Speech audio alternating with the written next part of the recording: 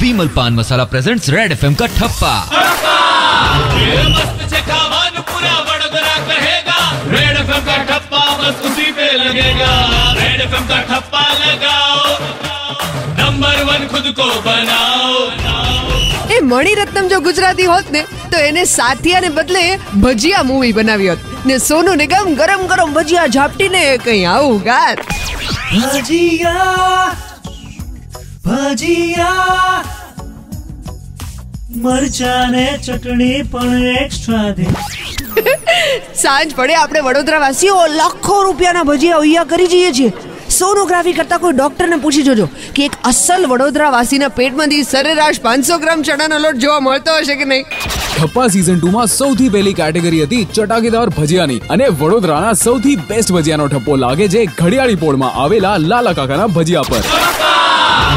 मस्त से खावान पूरा वडोदरा कहेगा, रेड एफएम का ठप्पा बस उसी पे लगेगा। रेड एफएम का ठप्पा लगाओ, नंबर 1 खुद को बनाओ।